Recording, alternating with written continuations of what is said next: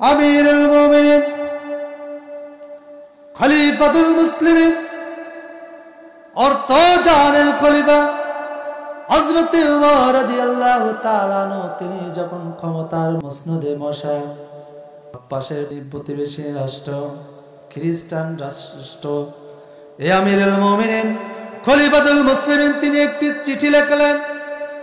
সেই চিঠির প্রথমে লিখে দিলেন ইনিল হুকমু ইল্লা লিল্লাহ, জমিন যার হুকুম চলবে তার। সুতরাং ওই খ্রিস্টান বাচ্চার কাছে তিনি একটা চিঠি পাঠিয়ে দিলেন, বললেন ও ভাই, আমার আলে কিতাবের ভাই, আমি তোমার কাছে আমার কোরআনের দাওয়াতটা তোমার কাছে আমি দিতে চাই। তুমি যদি আমার এই কোরআনের দাওয়াতটাকে যদি গ্রহণ করো, আমাদের নবীকে তোমরা যদি নেতা হিসাবে মেনে নাও, তাহলে আমরা তোমাদেরকে স্বাগতম জানাবো, অভিনন্দন জানাবো, তোমাদেরকে আমরা গ্রহণ করে নেব। আর যদি তোমরা যদি সেই দাওয়াতটা গ্রহণ না করো, তাহলে যুদ্ধের জন্য প্রস্তুত হয়ে যাও, যুদ্ধ করার জন্য তরবারি তোমরা রেডি করে ফেলো। এই চিঠিটা যখন ওই খ্রিস্টান বাচ্চার হাতে পৌঁছে গেল, এবার খ্রিস্টান বাচ্চা দেখলেন ওই চিঠিতে যেইভাবে লেখা রয়েছে, চিঠিটা দেখে তিনি হতভম্ব হয়ে গেলেন। হারে অর্থ জানের খলিফা হযরত ওমর রাদিয়াল্লাহু তাআলা আনহু তিনি আমাকে চিঠি পাঠিয়েছেন, চিঠির উত্তর অবশ্যই আমাকে দেওয়া লাগবে।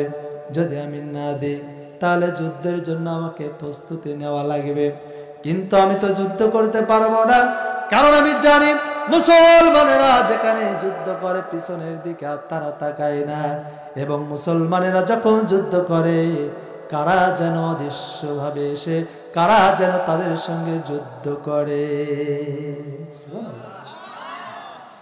সুতরাং তাদের সঙ্গে তো যুদ্ধ করা যাবে না, আমরা পেরে উঠবো না। তিনি এবার উপদেষ্টা মণ্ডলী এবং ক্যাবিনেট সদস্যদেরকে ডাক দিলেন। ডাকার পরে পরামর্শ করলেন, আমরা কি করব? আমরা কি ইসলাম কবুল করে নেব না যুদ্ধ করব? আমার ভাইয়েরা খেয়াল করেন, কান লাগান, সব সমস্যার সমাধান দিতে পারে আল কোরআন, এটা বোঝানোর জন্য এই কথাটা নিয়ে আসলাম। এবার উপদেষ্টা মণ্ডলীর সদস্যরা যারা ক্যাবিনেট সদস্য রয়েছেন, তারা এবার পরামর্শ করে একটা কথার উপরে তারা উপনীত হয়ে গেলেন। সেটা হলো আমরা 4টা প্রশ্ন আমরা রেডি করব। এই 4টা প্রশ্নের উত্তর যদি আমিরুল মুমিনিন খলিফাতুল মুসলিমিন ওমর যদি দিতে পারে, তাহলে আমরা কথা দিচ্ছি আমাদের যত কওমের লোকজন আছে সকল কওমের লোকজনকে নিয়ে আমার কালেমা পড়ে ইসলাম কবুল করে নিয়ে নিব। আমার ভাইয়েরা, আমার বাজারেরা, আমার সেই 4টা প্রশ্নের 1 নম্বর প্রশ্ন বাচ্চা এবার বললেন, তাহলে প্রশ্নগুলো লেখো। 4টার মধ্যে একটা প্রশ্ন আগে বললেন, আমিরুল মুমিনিন খলিফাতুল মুসলিমিন, আমরা আপনাকে 4টা প্রশ্ন করতে চাই। আপনি যদি 4টা প্রশ্নের উত্তর যদি জবাব সঠিকভাবে দিতে পারেন, আমরা যত আমাদের কওমের লোকজন আছে সকল কওমের লোকজন মিলে আমরা সকলে আমরা কালেমা পড়ে ইসলাম কবুল করতে চাই।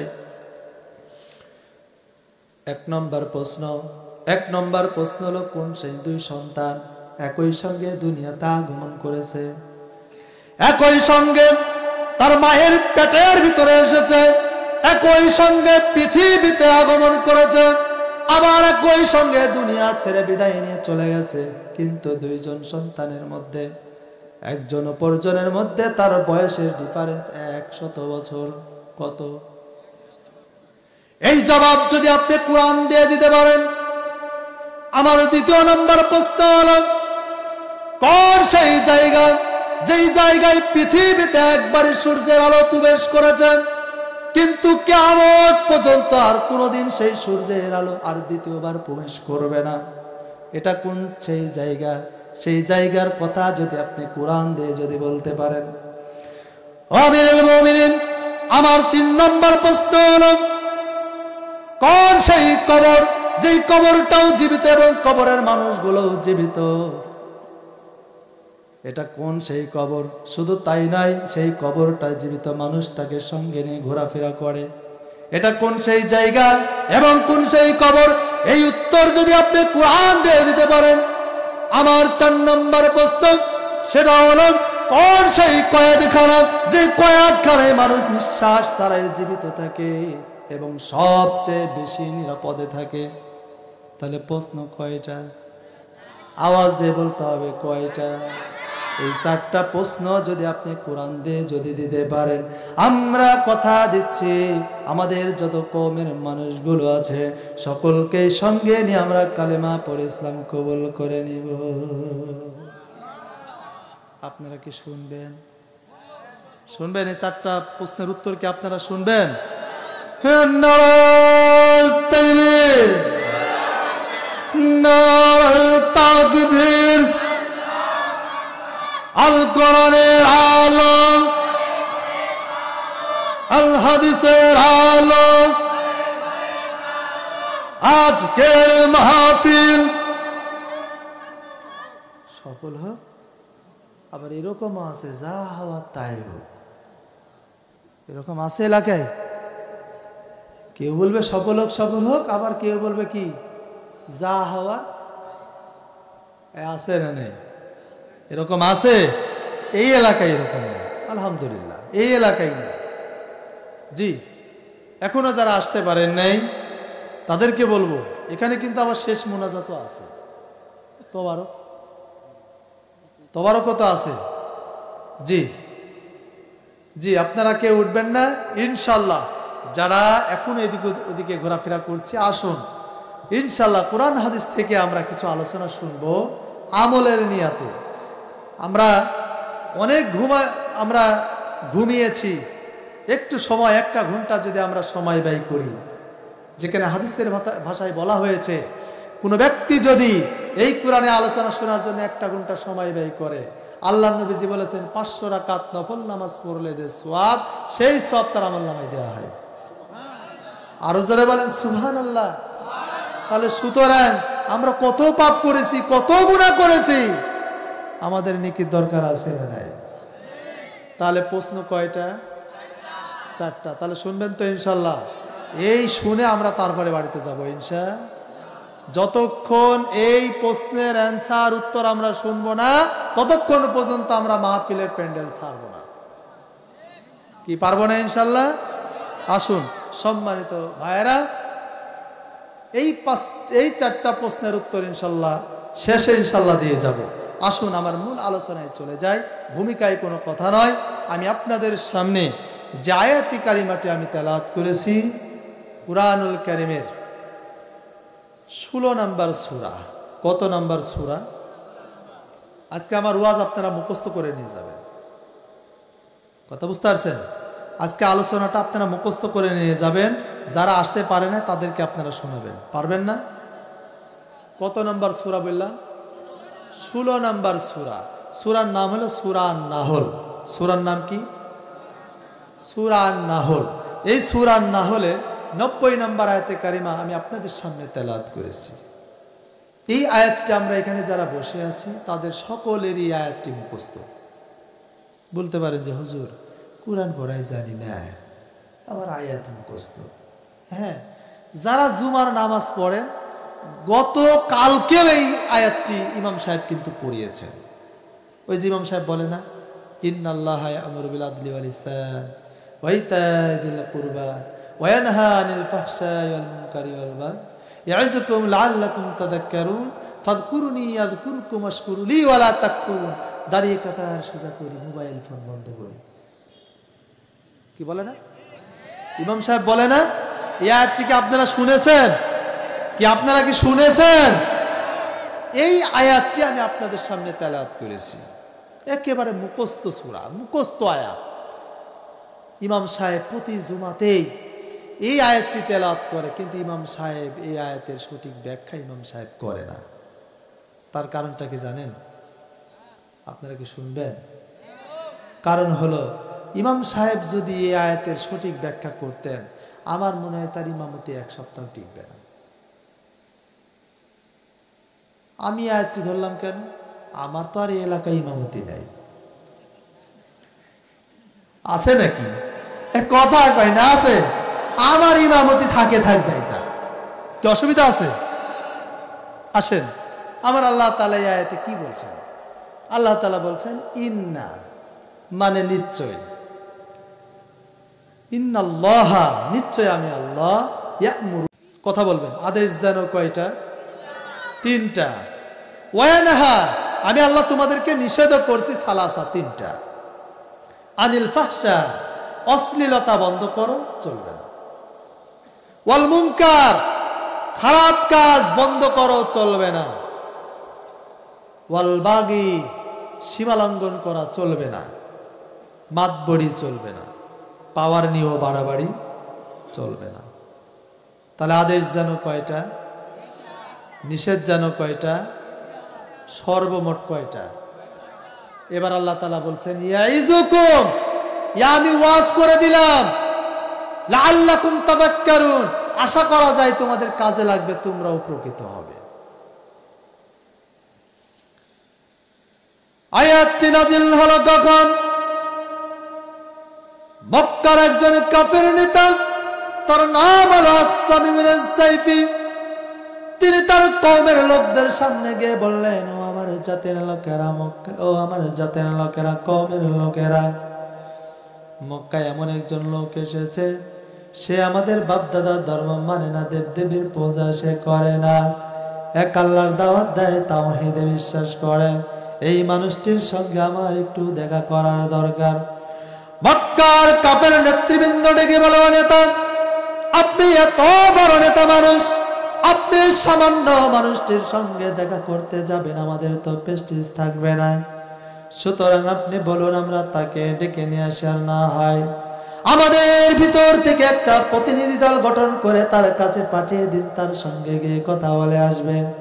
মক্কার নেতৃবৃন্দর কথা মতো আকসাম ইবনে সাইফি একটি প্রতিনিধি দল গঠন করে আল্লাহর নবী বিশ্ব নবীর দরবারে পাঠিয়ে দিলেন। ও আমার বড় বড় ভাইয়েরা ভালো করে কান লাগান, মা বোনেরা ভালো করে কান লাগান।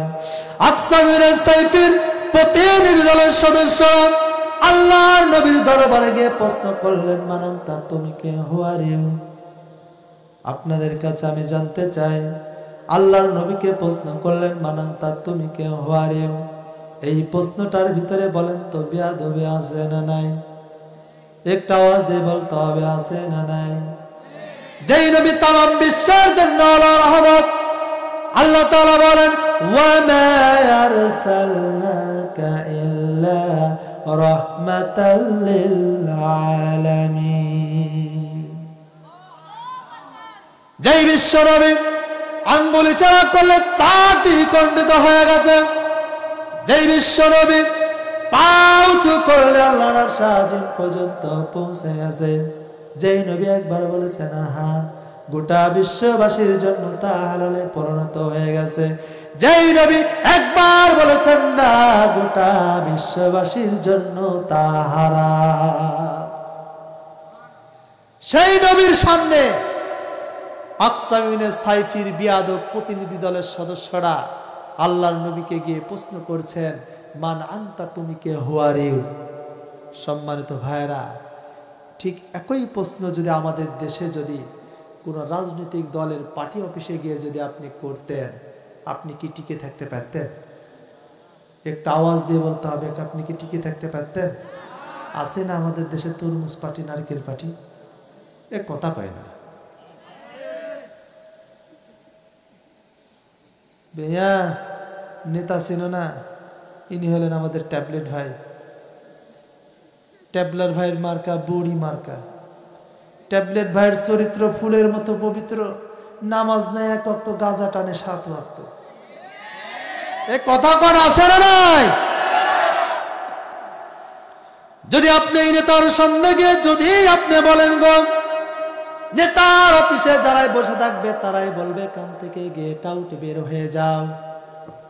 আবার দেখেন ঠিক একই প্রশ্ন যদি কোনো পীরের দরবারে করেন গো, ভালো পীরের বিরুদ্ধে কিন্তু আমার কোনো বক্তব্য নেই, কথা নেই। এই দেশে এখন আল্লাহর ওলি আছে বিধায় এই দেশে এখনো টিকে আছে, কিন্তু আমাদের দেশে কিছু কিছু আল্লাহর ওলি আছে গো, চুলে জট, পরনে শট, দেখলেই মনে হয় মারি একটা লম্বা শট, এরকম আছে। এমন যদি আপনি পীরের দরবারে গিয়ে যদি আপনি প্রশ্ন করেন মানা আনতা তুমি কে হুয়ারে, পীরের দরবারে যে মুরিদেরা বসে থাকে সেই মুরিদেরাই বলবেন মিয়া আল্লাহর ওলি চিনো না, ইনি হলেন আমাদের মাহবুবে সুবানি, কুতুবে রব্বানি, সারা গায়ে চুলকানি। মিয়া তুমি আল্লাহর ওলি চিনো না, ওলির দরবারে সে প্রশ্ন করছো মানা আনতা তুমি কে হুয়ারে।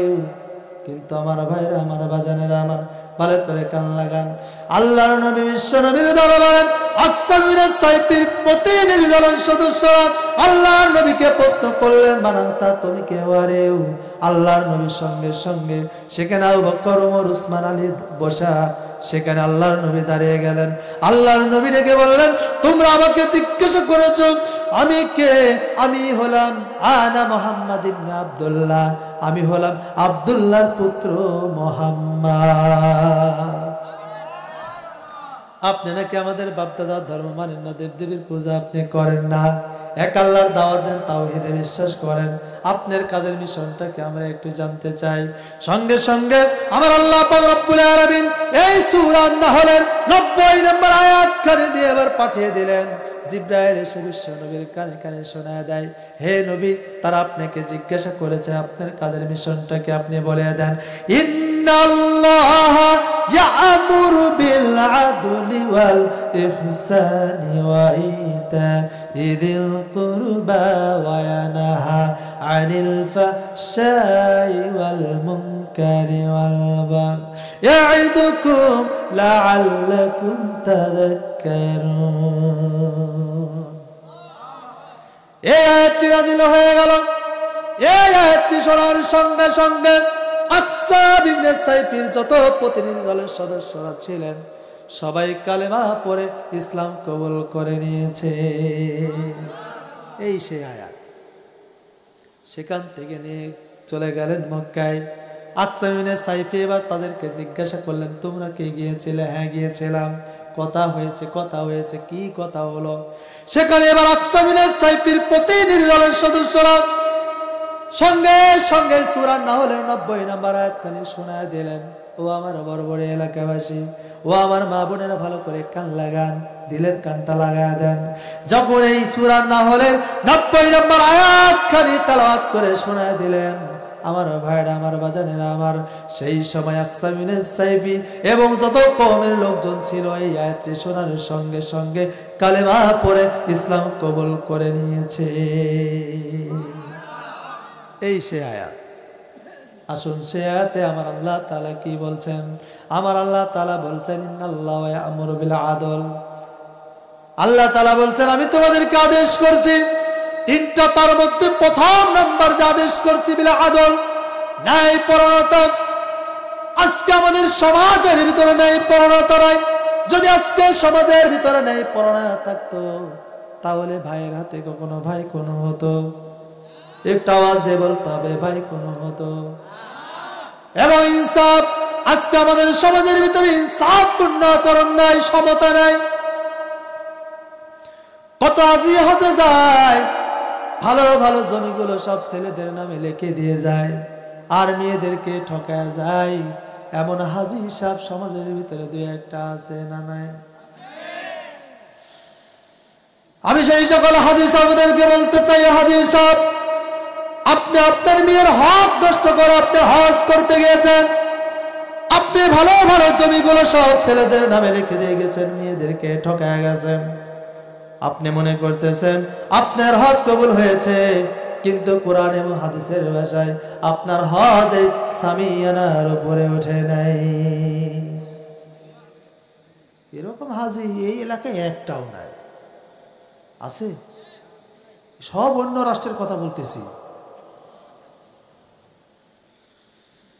সম্মানিত ভাইরা, আমার বাজারে আমার ভালো করে কান লাগান। ইনসাফ পূর্ণ আচরণ থাকতেই হবে না, ইনসাফ থাকতে হবে, সমতা থাকতে হবে।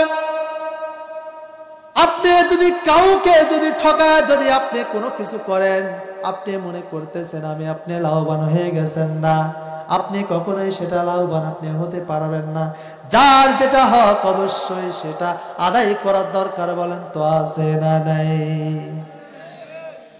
তাহলে বিল আদলের অর্থ হলো ইনসাফ এবং ন্যায় বিচার, ইনসাফ এবং ন্যায় প্রণতা যদি সমাজের ভিতরে যদি প্রতিষ্ঠিত হয়ে যায়, প্রতিষ্ঠিত যদি করে ফেলে, তাহলে আল্লাহ পাক রব্বুল আলামিন বলেন সেই সমাজটা আমি আল্লাহ পাক রব্বুল আলামিন সোনার সমাজে পরিণত করে দেব।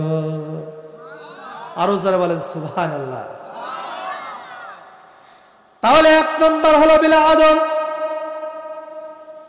দ্বিতীয় নম্বর হলো ওয়াল ইহসান, মানুষের সাথে ভালো ব্যবহার করতে হবে, সম্মানজনক আচরণ করা লাগবে, প্রতিবেশীর সাথে ভালো আচরণ করা লাগবে, সবচেয়ে ভালো ব্যবহার করতে হবে পিতামাতার সাথে। আজকে পিতামাতার সাথে কি ভালো ব্যবহার আছে? কথা বলে না আছে? এই যে গত কয়েকদিন আগে ফেসবুক সোশ্যাল মিডিয়ায় দেখলাম সন্তান মাদকের টাকার কারণে, নেশার টাকার কারণে তার মাকে হত্যা করেছে। নাউজুবিল্লাহ বলবেন না। কিন্তু আমার ভাইরা, আমার বাজারে আমার ভালো করে খেয়াল লাগান, আল্লাহর নবীজি বলেছেন তোমার মা তোমাদের জন্য জান্নাত, তোমাদের জন্য জাহান্নাম। তোমার পিতামাতা যদি তোমার জন্য ভালো দোয়া করে সেটাও কবুল হয়ে যায়, তোমার পিতামাতা যদি খারাপ দোয়া করে, বদদোয়া করে, সেটাও কবুল করে নেন কে? আরো জোরে বলতে হবে, কবুল করে নেন কে? পিতামাতা তরমুজ এবং ছুরির মতো, তরমুজ নিচে রাখবেন, উপর দিয়ে যদি আপনি তরমুজটা কাটতে যান ছুরি দিয়ে কাটা হয়ে যাবে। আবার ছুরি যদি নিচে রাখেন, আপনি যদি তরমুজ কাটেন, তরমুজ কাটবে কি কাটবে না? কিন্তু বলেন তো ছুরির কোনো ক্ষতি হয় নাকি? এই জন্য আল্লাহ পাক রব্বুল আলামিন বলেন ইম্মা ইয়াবলুগান্না ইদাকাল কিবার আহাদুহুমা আও কিলাহুমা ফালা তাকুল লাহুমা উফ। তোমার পিতামাতা অথবা ভাই যদি বার্ধক্য বরিত হয়ে যায়, খবরদার তাদের আচারের কখনোই শব্দটিও করা যাবে। আরো জোরে বলেন করা যাবে। পিতা মাতার সাথে খারাপ আচরণ করা যাবে। কিন্তু আফসোস কত মানুষ পিতা মাতাকে আজকে কষ্ট দেয়, আছে না নাই? এই এলাকায় এরকম নাই যে পিতা মাতাকে কষ্ট দেওয়ার মানুষ, এই এলাকায় নাই। আছে? কথা বলেন না কেন? আছে কি? আপনারা কি রাগ করছেন? শেষ করে দিব? একটু জিকির দেন লা ইলাহা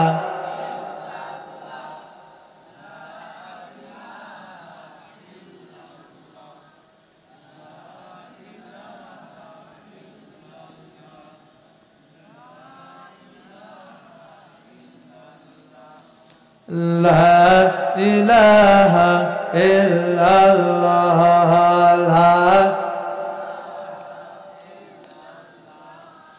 লা ইলাহা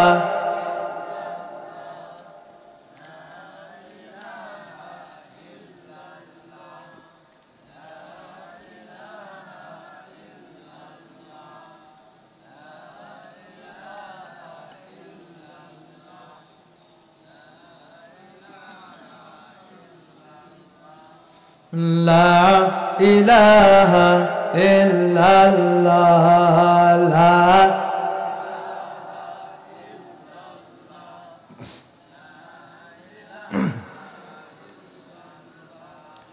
আচ্ছা মানুষ বলো দেখি রাত্রে কেন কালো, কোথা থেকে সূর্য মামা পেল এত আলো? আচ্ছা মানুষ বলো দেখি রাত্রে কেন কালো, কোথা থেকে সূর্য মামা পেল এত আলো? ফুলগুলো সব নানান রঙের কেমন করে হয়, পাতাগুলো সবুজ তবু ফুলের মতো নয়। চিনি এত মিষ্টি কেন, মরিচ কেন ঝাল, আমগুলো সব পাগলে পারে কেমনে হয় লাল। চিনি এত মিষ্টি কেন, তিতল কেন টক, কোকিল পাখি কালো তবু সাদা কেন বক। ডিমগুলো সব একই রকম, পার্থক্য নয় বটে, সাদা কালো বাচ্চাগুলি কার ইশারায় ফোটে। কে দিল রে লতা গাছে এত বড় কদু, কার ইশারায় মৌমাছিরা মৌচাকে দেয় মধু, পশু পাখি কয় না কথা, মানুষ কেন কয়? আচ্ছা মানে বলো দেখে এগুলো সব কার ইশারায় হয়? নারায়ে তাকবীর, লিল্লাহে তাকবীর। আল কোরআনের আলো, আল হাদিসের আলো, নারায়ে তাকবীর। চলবে? শেষ করে দিব?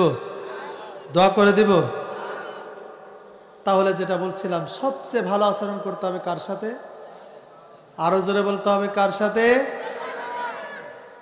কিন্তু আমার ভাইয়েরা, আমার বাচ্চারা, আমার ভালো করে কান লাগান, কিন্তু সেই পিতা মাতার সাথে আজকে আমাদের ভালো আচরণ নাই। পিতা মাতার সাথে আজকে ভালো আচরণ নাই। পিতা মাতার জন্যই সন্তানেরা জান্নাতে যাবে, সন্তানেরা জাহান্নামে যাবে। একটু ভালো করে কান লাগান। পিতা মাতা যেমন বদদুয়া করলে কবুল হয়ে যায়, যেমন ভালো দোয়া করলে আল্লাহ তাআলা কবুল করে নেন। রাসূল সাল্লাল্লাহু আলাইহি সাল্লামের একজন সাহাবী, তার নাম হলো হযরত আলকামা রাদিয়াল্লাহু তাআলা আনহু। তিনি মৃত্যুর শয্যায় সজ্জিত, তখন তার জবান দিয়ে কালেমা বের হয় না। আল্লাহর নবী সাহাবীদেরকে ডেকে বললেন, ও সাহাবীরা, তাকে তোমরা কালেমার তালকিন দাও। কালেমার তালকিন দেওয়া হলো, তার জবান দিয়ে কালেমাটা বের হয় না। আল্লাহর নবী এবার ডেকে বললেন, ও সাহাবীরা, দেখো তার পিতা মাতা কেউ জীবিত আছে নাকি? এবার তার মাকে ডেকে আনা হলো। মাকে ডেকে বললেন যে, মা, তোমার আলকামার তোমার কাছে কেমন ছিল? আলকামারের মা ডেকে বলেন, ইয়া রাসূলুল্লাহ, ইয়া হাবিবাল্লাহ, আমার আলকামার মানুষের কাছে ভালো ছিল, এলাকার মানুষের কাছে ভালো ছিল। সে নামাজ পড়তো, রোজা করতো, হজ করেছে, যাকাত দিত, সব কিছু তার আমলগুলো ঠিকঠাক রয়েছে হুজুর গো। আল্লাহর নবীজি ডেকে বললেন, ও আলকামারের মা, আমি তোমাকে জিজ্ঞাসা করি নাই, আমি তোমাকে জিজ্ঞাসা করেছি যে আলকামার তোমার কাছে কেমন মানুষ ছিল। এই কথাটা শোনার সঙ্গে সঙ্গে আলকামারের মা আর চোখের পানি ধরে রাখতে পারলেন না। তিনি ডেকে বললেন, ইয়া রাসূলুল্লাহ, হাবিবাল্লাহ, আমার আলকামারের সকল আচরণ সব কিছু ভালো ছিল, সকল আমলগুলো ভালো ছিল, কিন্তু আমার আলকামার যেই দিন বিয়ে করেছে, বিয়ে করার পর যেদিন বউ পেয়েছে, সেই দিন থেকে আমার আলকামার আমার সাথে সবচেয়ে খারাপ আচরণ করত। এরকম মানুষ কি সমাজে দুই একটা আছে? আরো জোরে বলে না আছে? ছেলে ভালো থাকে, কিন্তু যখন বিয়ে করে তখনই দেখবেন খারাপ হয়, কি হয় না? আরো জোরে বলেন, এরকম আছে না নাই? সম্মানিত ভাইরা, আমার বাজারের, আমার ভালো করে কান লাগান। আপনি বিয়ে করেছেন, আপনার স্ত্রী হয়েছে, আপনি মনে করবেন না যে যা বলবে তাই শুনতে হবে। এই জন্য আমি মাঝে মধ্যে একটা কথা বলে থাকি, স্ত্রীর সকল কথাই কিন্তু আবার শোনা যাবে না। মাঝে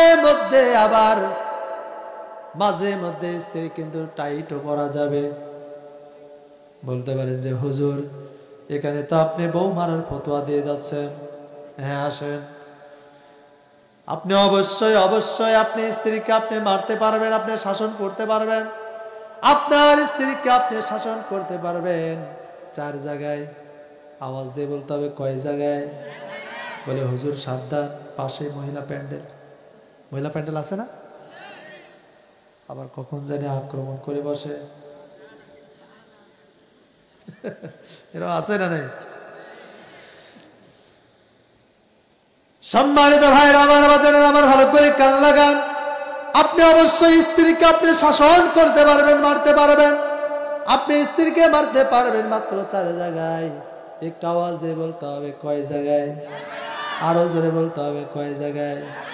আপনার স্ত্রী যদি ফরজ নামাজ না পড়ে মারবেন, জায়েজ আছে, কোনো গুনাহ হবে না। আপনার স্ত্রী যদি আপনি ফরজ রোজা না করে মারবেন, জায়েজ আছে, কোনো গুনাহ হবে না। আপনার স্ত্রী যদি পর্দা না করে মারবেন, জায়েজ আছে, কোনো গুনাহ হবে না। আপনার স্ত্রী যদি আপনার সৎ আনুগত্য না করে মারবেন, জায়েজ আছে, কোনো গুনাহ হবে না। বলে হুজুর মারবো তো কি দিয়ে মারবো? কুদালের আসার, সামনে যা পায় তাই দিয়ে শুরু করে, এরকম আছে না? আরো যারা বলেন আছে না? নেই না, এটা দিয়ে মারা যাবে না। আল্লাহর নবীজি বলেছেন স্ত্রীকে যদি শাসন করার দরকার হয় মাত্র আদাত লাঠি। এবার মা বোনেরা চিন্তা করছে, আল্লাহ এই হুজুরের হায়াত তুমি বাড়িয়ে দাও, আল্লাহ আগামী বছরেও যেন যদি কোনোদিন মাহফিল এই হুজুরকে যেন আনে। কয় হাত? আরো জোরে বলতে হবে, কয় হাত? মাত্র আদাত লাঠি দিয়ে আপনাকে শাসন করতে হবে। এবার আপনার প্রশ্ন হতে পারে, হুজুর এই আদাত লাঠি ধরবো কোন জায়গায় আর মারবো কোন জায়গায়? ধরবো ঠিক আছে, মারবো না খালি গুতো।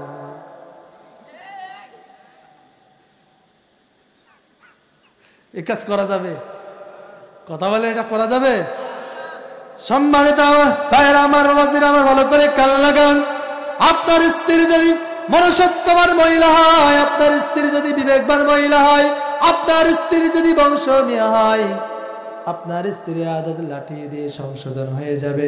আর যদি আপনার স্ত্রী যদি বংশমীয় না হয়, আপনার স্ত্রী যদি কিরণমালা কটকটি মার্কা না হয়, আর আপনার স্ত্রী যদি কটকটি মার্কা যদি হয়, তাহলে আদাত লাঠি কেন 10 হাত লাঠি দিয়ে পিটাইলেও সংশোধন হবে।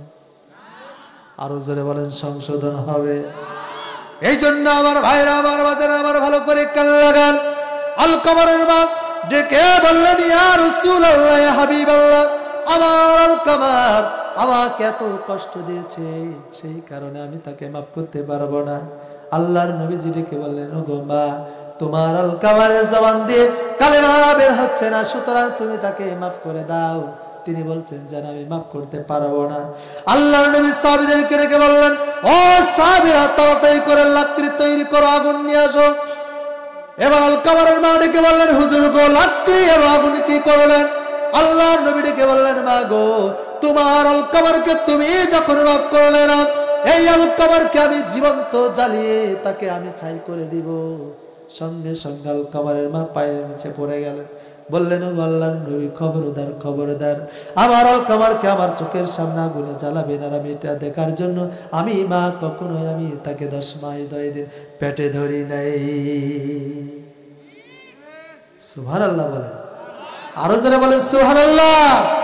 আপনি মাকে অনেক কষ্ট দিয়েছেন, আপনার মা আপনাকে দুনিয়াতে আনার জন্য 10 মাস 10 দিন কষ্ট করেছেন, আরামের ঘুম হারাম হয়ে গিয়েছে। তিনি খাইতে পারে না, বসতে পারে না, চলাফেরা করতে পারে না। এমনকি দুনিয়াতে আসার পরে তার দায়িত্ব কিন্তু শেষ হয়ে যায় নাই। সালাসুনা সারা 30 মাস তার বুকের দুধ পান করিয়েছে। ও আমার ভাইরা আমার, বাবাজিরা আমার, এই মায়েরা দেখেন, সন্তানের যখন অসুখ হয়, পৃথিবীর সবাই যখন শীতকালীন সময়ে অসুস্থ অবস্থায় যখন সন্তানকে নিয়ে মা শুয়ে থাকে, পৃথিবীর সবাই ঘুমিয়ে যায়, কিন্তু দেখবেন মায়ের চোখে কিন্তু ঘুম হয় না।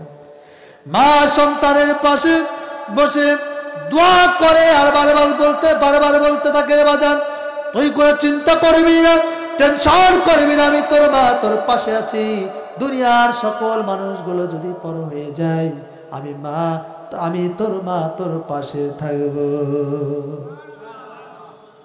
আবার দেখেন, সন্তানের অনেক বড় অসুখ হয়ে গেছে, কেউ যখন পাশে নেয়, মা তখন ডেকে বলে, বাজান, তুই কোনো চিন্তা করিস না, প্রয়োজনে আমার বাড়িঘর সবকিছু বিক্রয় করে দিয়ে হলেও তোকে ডাক্তার দেখাবো। আবার দেখেন, অসুখ যখন কমে না, ওই মা দেখবেন ওই সন্তানের পাশে বসে নামাজ মান্নত করে, রোজা মান্নত করে, বিভিন্ন জায়গায় মান্নত করে। তারপরেও যখন অসুখ কমে না, দেখবেন যাই নামাজটা বিছায় দিয়ে 2 রাকাত নফল ইবাদত করে আল্লাহর কাছে দোয়া করে, আল্লাহ তুমি আমার সন্তানকে মাফ করে দাও, আমার সন্তানের হায়াত তুমি বাড়িয়ে দাও, আমার সন্তানের হায়াত যদি না থাকে, আমার হায়াত থেকে কেটে বাদ দিয়ে হলেও আমার সন্তানের হায়াত তুমি বৃদ্ধি করে দাও, তারপরে আমার সন্তানকে তুমি মাফ করে দাও। এরকম মা আছে না? আমারি মা মা জননী আমারি সুখের ঠিকানা আমারি মা মা জননী আমারি সুখের ঠিকানা কান্নাকে হায় আঁচলে লুকায় দুঃখকে হায় শুধু ভুলে যায় সাজাতে আমার রঙ্গিনায় আমারি মা মা জননী আমারি সুখের ঠিকানা আমারি মা মা জননী আমারি সুখের ঠিকানা ছিলাম আমি কি যে অসহায় দিয়েছো ছায়া মাগো কত মমতায় ছিলাম আমি কি যে অসহায় দিয়েছো ছায়া মাগো কত মমতায় আমার তরে তোমার দান হয় না তার তুলনা আমারে মা মা জননী আমারি সুখের ঠিকানা আমারি মা মা জননী আমারি সুখের ঠিকানা সেই মা যাদের জীবিত আছে আমরা সেই মাকে কষ্ট দিব না এই কথা কি আমরা দিতে পারি এই কথা কি আমরা দিতে পারি দুটি হাত আমার আল্লাহকে দেখান যে আল্লাহ যাদের আমরা সেই মাকে আমরা কষ্ট দিব না ইনশাআল্লাহ এরকম কথা কোন রাজনৈতিক দলের নেতারা বলে একটা আওয়াজ দিয়ে বলেন বলে যদি আজকে রাজনৈতিক দলের নেতারা যদি বলতো যে তোমরা কে কি করছো এটা আমি দেখব না কিন্তু পিতা মাতার সাথে খবরদার খারাপ আচরণ করা যাবে তাহলে আমার দেশটা আমার সমাজটা পরিবারটা আজকে সোনায় সোহাগা হয়ে যেত কথা বলেন ঠিক না বেঠিক আরো জোরে বলেন ঠিক না বেঠিক সম্মানিত ভাইরা আমার বাজার বাবাজিরা আমার তাহলে সবচেয়ে ভালো আচরণ করতে হবে পিতামাতার সাথে এটা হলো 2 নাম্বার এবার আসুন 3 নাম্বার হলো ওয়াইতাইদুল কুরবা রক্তের সম্পর্ক অটুট রাখতে হবে প্রতিবেশীর খোঁজ খবর নিতে হবে নিকটতম আত্মীয় স্বজনের খোঁজ খবর নিতে হবে আজকে আমরা প্রতিবেশীর খোঁজ খবর তো নেওয়া তো দূরের কথা আজকে তাদের জন্য আমরা বদদুয়া করি এরকম আছে না সমাজের ভিতরে দেখবেন প্রতিবেশীর জন্য ভালো দোয়া তো দূরের কথা তার জন্য আমরা সব সময় বদদুয়া করি এরকম আছে এই এলাকায় এরকম নাই বদদুয়া করার মানুষ একটাও এলাকায় নেই আছে এরকম আছে না কেউ কারোর কি খাওয়া পড়া দেখতে পারে না এরকম আছে সমাজের ভিতরে দেখবেন সব সময় বদদুয়া কিন্তু বদদুয়া করলে যে সেই দোয়াটা তার গায়ে লাগে এটা কিন্তু সেই ব্যক্তি জানে না কথা বলেন ঠিক না বেঠি একটা উদাহরণ দিলে আপনারা বুঝতে পারবেন একজন ব্যক্তি তার অনেক বড় আশা আকাঙ্ক্ষা সে যাবে মানে সে বিয়ে করে নাই সে বিয়ে করবে তার অনেক স্বপ্ন যে ঘোড়ার গাড়িতে চড়ে বিয়ে করবে কিসের গাড়ি একটা আওয়াজ দিয়ে বলবেন কিসের গাড়ি ঘোড়ার গাড়ি তাই তিনি পাশে প্রতিবেশী একজনের ঘোড়া আছে এবার গিয়ে বলছে ভাই আমার অনেক বড় আশা অনেক দিনের স্বপ্ন যে আমি আমার বিয়েতে ঘোড়ার গাড়ি নিয়ে আমি বিয়ে করতে যাব এবার ওই প্রতিবেশী ডেকে বলে ভাই তোমার যখন অনেক আশা অনেক স্বপ্ন তাহলে ঠিক আছে আমি তোমার স্বপ্নটা পূরণ করব আমার এই ঘোড়ার গাড়িটা তোমার এই বিয়ের দিন আমি তোমাকে বরাদ্দ করে দিলাম এবার বিয়ের দিন দান সবকিছু ঠিকঠাক, আগামী শুক্রবারে বিয়ে। এবার শুক্রবারে যখন গিয়েছে, এবার যাওয়ার পরে এবার দেখে বিয়ে করতে যাবে সে পূর্ব মুহূর্তে, সেই সময় ঘোড়ার গাড়ি আর ওখানে নাই। আচ্ছা বলেন তো, সে খুশি হবে না বেজার হবে? মুখ বেজার হয়ে তিনি চিন্তা করলেন, হারে আমি বিয়ে করতে চাইছিলাম, কতদিনের আমার আশা আকাঙ্ক্ষা, আমি বিয়ে করব ঘোড়ার গাড়িতে, কিন্তু অথচ আমার স্বপ্নটা পূরণ করতে দিল না। তিনি যে কোনোভাবেই হোক বিয়ে করে নিয়ে আসছে। নিয়ে আসার পর কয়েকদিন পরে হলো কদরের রাত। কিসের রাত? কদরের রাত। এবার কদরের রাতে সারা রাত নামাজ পড়ে এবার আল্লাহর কাছে দোয়া করছে, আল্লাহ সারা রাত ইবাদত করলাম, নফল ইবাদত করলাম, তাহাজ্জুদ বললাম, ওগো আল্লাহ কদরের নামাজ আদায় করলাম, যদি এই সব কিছু আমল করার পরে যদি তুমি কোনো সওয়াব দিয়ে থাকো এই ওসিলায়, আমি গিয়ে যেন দেখতে পাই ওই ঘোড়ালার ওই ঘোড়াটা পরে মারা গেছে।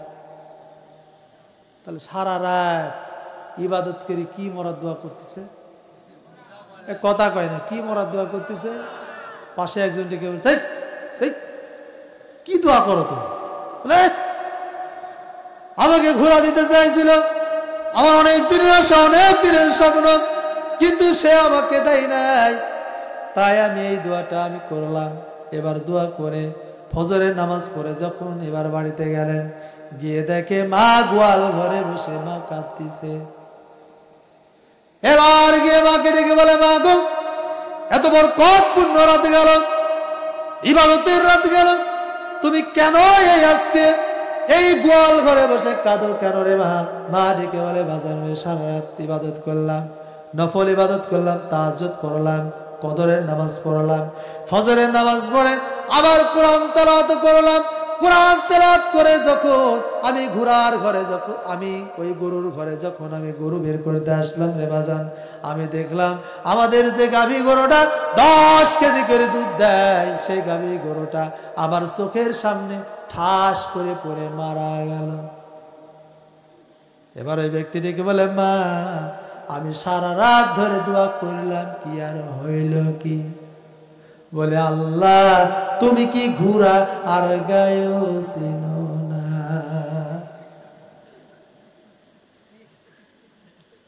এরকম আছে না? এ কথা কয় না, আরে কথা কেন বলে? সম্মানিত ভাইরা আমার, বাজারের আমার, ভালো করে কান লাগান।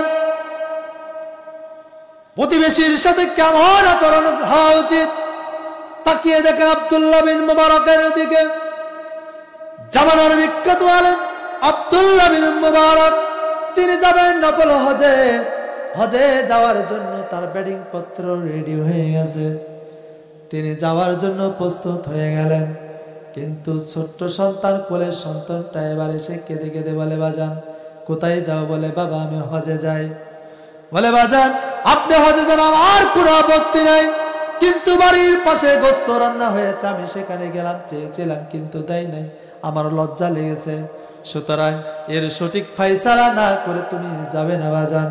আব্দুল্লাহ বিন মুবারক চিন্তা করলেন, আহারে এই এলাকায় এমন কোন মানুষ নাই যারা আমাকে সম্মান করে না, মহব্বত করে না, ভালোবাসে না, কিন্তু অথচ আমার সন্তানকে সবাই চেনে, আমার সন্তান গোস্ত চেয়েছে দেয় না, এটা তো ঘটার কথা ছিল না।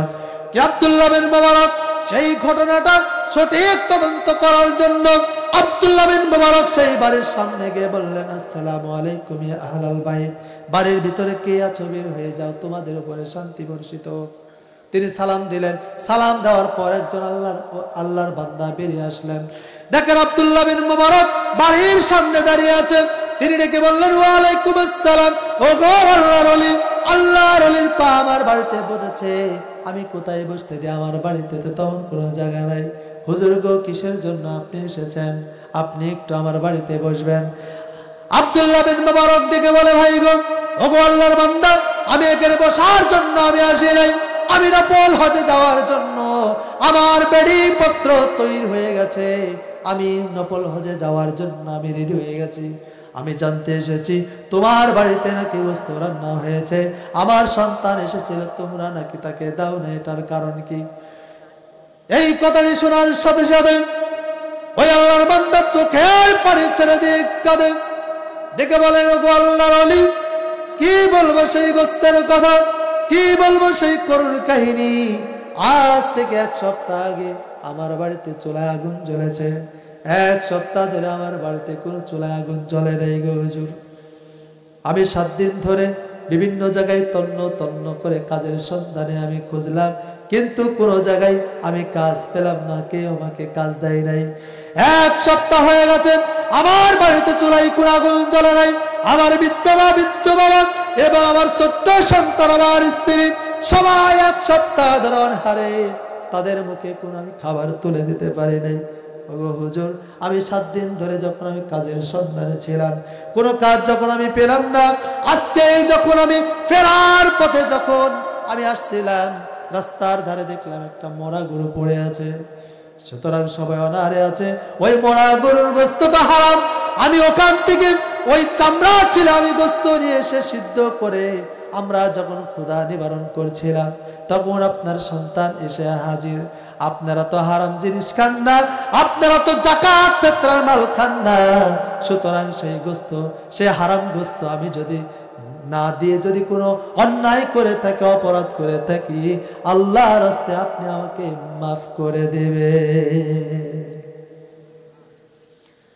আমার ভাইরা, আব্দুল্লাহ বিন মুবারক যখন এই কথাগুলো শুনছিলেন, চোখের পানি আর ধরে রাখতে পারছিলেন না।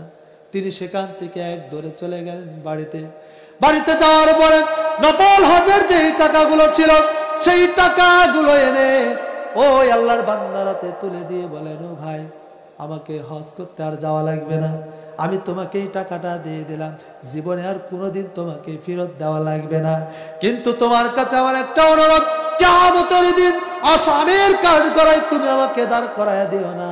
সেই দিন বলো না যে আব্দুল্লাহ বিন মুবারকের বাড়ির পাশে আমার বাড়ি ছিল, কিন্তু অথচ আব্দুল্লাহ বিন মুবারক একটি বারের জন্য আমার খোঁজ খবর নাই। সম্মানিত ভাইরা আমার, বাবাজিরা আমার, এটাই ছিল প্রতিবেশীর সাথে ভালো আচরণ, এটাই ছিল প্রতিবেশীর সাথে খোঁজ খবর। কিন্তু আজকে আমাদের সমাজের ভিতরে আছে, একটা আওয়াজ দেন, বলেন আছে? সমাজের ভিতরে যদি এরকম ভ্রাতৃত্ববোধ যদি আজকে সমাজের ভিতরে থাকতো, সমাজের ভিতরে এত মারামারি দাঙ্গা হাঙ্গামা হয়? কথা বলেন হয়? কিন্তু আজকে আমাদের সমাজের ভিতরে প্রতিবেশীর সাথে আমাদের ভালো আচরণ নেই। আজকে আমাদের পানি পড়াকে কেন্দ্র করে নিয়ে আজকে গন্ডগোল। গত কয়েকদিন আগে এই যে লালপুর মেডিকেলে দেখলাম যে নিজের আপন চাচা ভাতিজা গন্ডগোল, প্রায় 8-10 জন মেডিকেলে। আমি বললাম কি ব্যাপার, কি নিয়ে? সেটা হলো যে থালে করে নাকি একটু পানি, প্লেটে করে একটু পানি ফেলাইছে, রাস্তাতে একটু পানি ফেলাইছে, সেখানে নাকি পড়ে গেছে, কে জানি পড়ে গেছে, এখান থেকে গন্ডগোল। সর্বশেষ 12 জন মেডিকেলে। কি সুবহানাল্লাহ বলবেন না নাউজুবিল্লাহ বলবেন? কি এরকম আছে না নেই? এরকম আছে। এইগুলো দূর যদি করতে হয়, এই জন্য আল্লাহ তাআলা বলেন, ওয়াইতাইল কুরবা, রক্তের সম্পর্ক অটুট রাখতে হবে, প্রতিবেশীর খোঁজ খবর নিতে হবে, নিকটতম আত্মীয়স্বজনের খোঁজ খবর নেবে। আল্লাহর নবীজি বলেছেন, যেই ব্যক্তি রক্তের সম্পর্ক ছিন্ন করবে, সেই ব্যক্তি আল্লাহর জান্নাতের ভিতরে প্রবেশ করতে পারবে না। একটু জিকির দিয়ে লা ইলাহা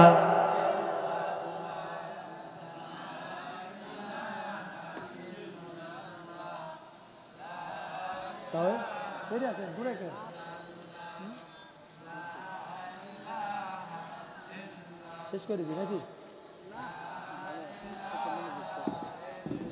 চলবি না মানে লোকজন কম তো কথা।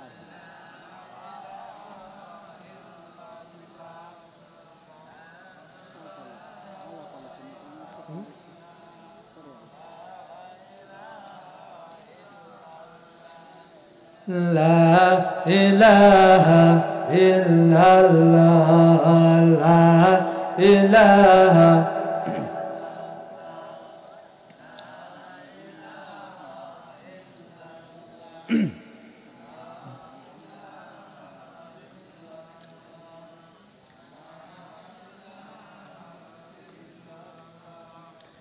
বৃষ্টি ঝরাও মনের কোণে, অশান্ত মন শান্ত যদি হয়, প্রভু তোমার ভালোবাসা পেলে জীবন হবে মধুময়। প্রভু তোমার ভালোবাসা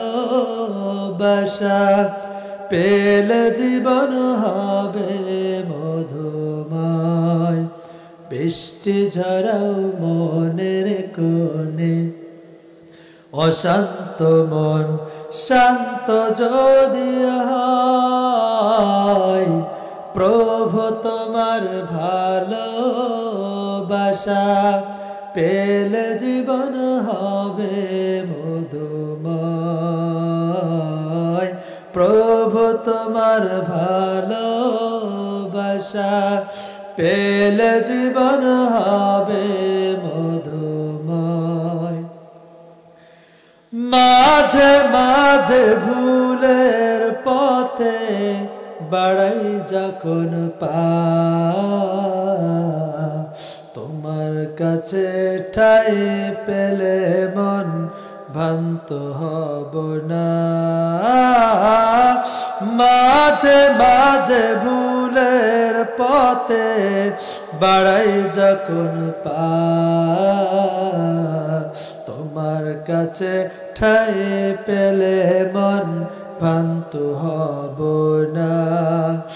তুমি বিরাগ ভাজন হলে, তুমি বিরাগ ভাজন হলে স্বামী হবে লাই।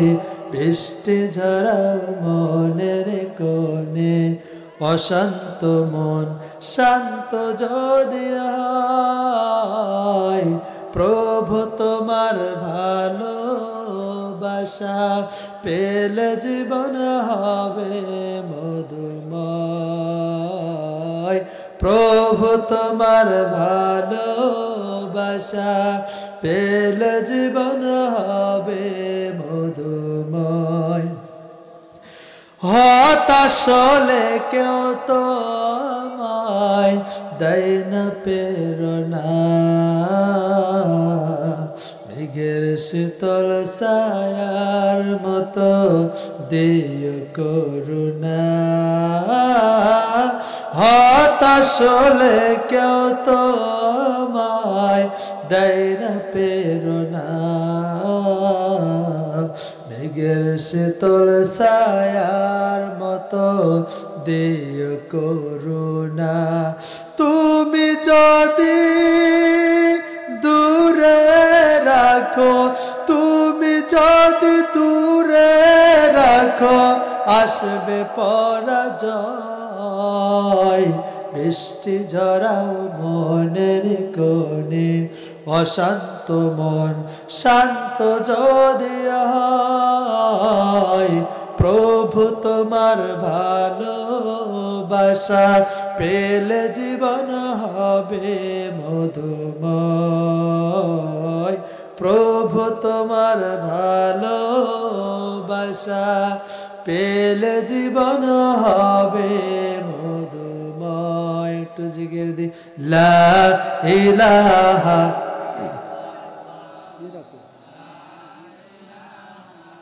গরম পানি দরকার, গরম পানি দরকার।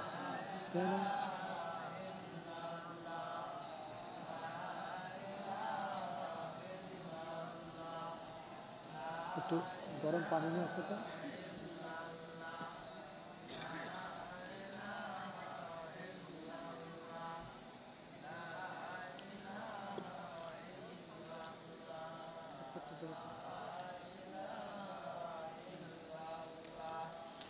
লা ইলাহা ইল্লাল্লাহ, লা ইলাহা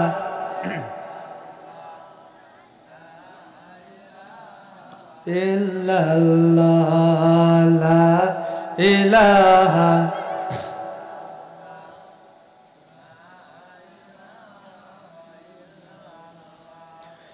লা ইলাহা ইল্লাল্লাহ লা ইলাহা ইল্লাল্লাহ মুহাম্মাদুর রাসূলুল্লাহ সাল্লাল্লাহু।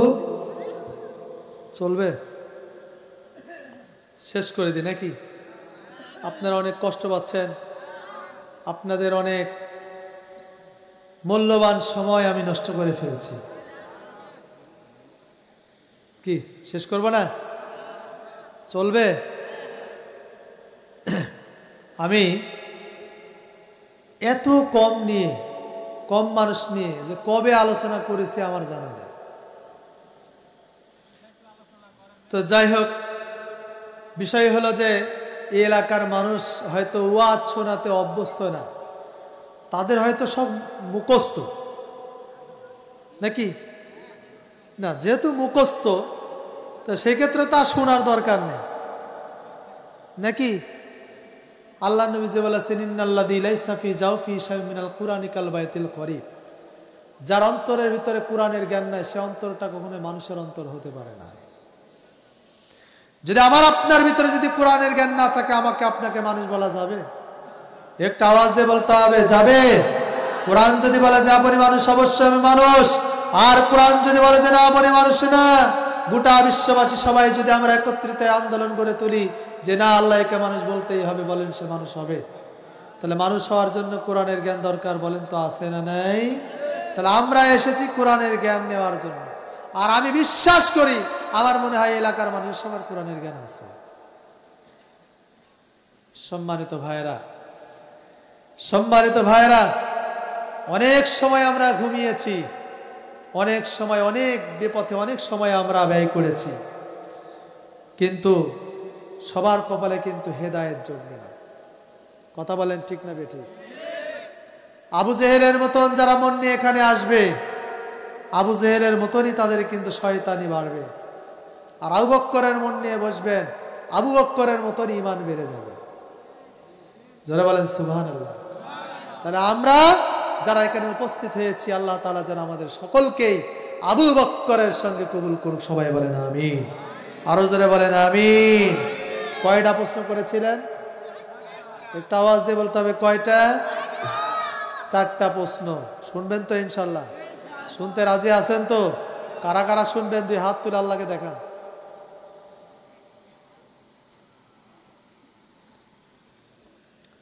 এক নম্বর প্রশ্ন করেছিলেন যে আমিরুল মুমিনিন, আপনি যদি কোরআন এবং হাদিস দিয়ে যদি বলতে পারেন যে কোন সেই 2 সন্তান তারা একই সঙ্গে দুনিয়াতে আগমন করেছে, দুনিয়া থেকে বিদায় নিয়ে চলে গেছে, কিন্তু অথচ এক সন্তান আরেক সন্তানের প্রায় বয়সের 100 বছর ডিফারেন্স। কত বছর? 100 বছর। জি আলহামদুলিল্লাহ। এই মা বোনের না? জি আলহামদুলিল্লাহ। মা বোনের 1 চাদর টাকা দিছে, 1 চাদর, 1 চাদর টাকা দিছে। মারহাবা বলবেন না? আরো জোরে বলেন মারহাবা। জি, আমার মা বোনেরা আপনাদের থেকে অনেক বেশি দান করেছে, আলহামদুলিল্লাহ। আলহামদুলিল্লাহ, আমার মা বোনেরা অনেক দান করেছে। আল্লাহ মা বোনের দানকে কবুল করুক। সবাই বলেন আমিন। আরো জোরে বলেন আমিন। যেই নিয়াতে মা বোনেরা দান করেছে, আল্লাহ তোমার এই বান্দীদের সকল মনে নেক আশা আকাঙ্ক্ষাগুলো কবুল করো। সবাই বলেন আমিন। আরো জোরে বলেন আমিন। আরো জোরে বলেন আমিন। তাহলে প্রথম নাম্বার প্রশ্ন, 2 সন্তান, সেই 2 সন্তান ছিলেন হযরতে খিজির আলাইহিস সালাম এবং হযরতে আজিজ আলাইহিস সালাম। এই 2 সন্তান একই সঙ্গে দুনিয়াতে আগমন করেছিলেন। এই 2 সন্তানের মধ্যে আল্লাহর কাছে এক সন্তান দোয়া করেছিলেন যে আল্লাহ, এই মৃত্যুর পরে আমি আরেকটা বার যদি তুমি আমাকে জীবিত করতে, আমি একটু দেখতাম এবং আমি মজাজাগুলো আমি দেখতে পারতাম, এবং তুমি যে মাউতও দিতে পারো, তুমি তো জীবিত করতে পারো, এই বিষয়টা আমি উপলব্ধি করতে পারতাম। এই দোয়াটা আমার আল্লাহ তাআলা কবুল করেছিলেন। এই সময় ওই 2 ভাইয়ের মধ্যে একজনকে আল্লাহ তাআলা এই মৃত্যুর পরে আবারও জীবিত করেছিলেন। জীবিত হওয়ার পরে বেঁচে ছিলেন প্রায় 100 বছর। চিৎকার দিয়ে বলেন সুবহানাল্লাহ। আরো জোরে বলেন সুবহানাল্লাহ। দ্বিতীয় নম্বর প্রশ্ন ছিল কোন সেই জায়গায় যেই জায়গায় সূর্যের আলো পৃথিবীতে একবারই প্রবেশ করেছে আর কোনোদিন ওই সূর্যের আলো আর দ্বিতীয়বার প্রবেশ করবে না, এটা কোন সেই জায়গা, কোন ঘটনার পরিপ্রেক্ষিতে? সম্মানিত উপস্থিতি, আপনারা শুনেছেন হযরতে মূসা আলাইহিস সালামের জামানায় হযরতে মূসা আলাইহিস সালামকে যখন ফেরাউনের দলবল নিয়ে যখন বনি ইসরাইলের উপরে যখন হামলা করেছিলেন, আক্রমণ করেছিলেন, সেই সময় তার কওমের লোকজনকে নিয়ে যখন সেই নীল নদ যেটাকে বলা হয় সেই জায়গায় হযরতে মূসা আলাইহিস সালামের লাঠির আঘাতে কয়টা রাস্তা হয়েছিল? শোনেন নাই? সেই সময় 12টি রাস্তা হয়েছিল। কয়টি? আর সেই রাস্তাতেই সেই সময় যখন সমুদ্রের পানিগুলো যখন সরে গিয়েছে, রাস্তা হয়ে গেছে, সেই সময় সূর্যের আলো প্রবেশ করেছে। আর যখন মূসা আলাইহিস সালাম তার কওমের লোকজন যখন নদী পার হয়ে গেছে, তারপরে এবার ফেরাউন চিন্তা করেছে রাস্তা আমার বাপের। তখন কি সেই রাস্তায় যখন নেমেছেন তখন সেই দুই দিক দিয়ে পানি প্রবেশ করে সেই ফেরাউনকে আল্লাহ তাআলা চুবিয়ে মেরেছিলেন। কথা বলেন ঠিক না ঠিক?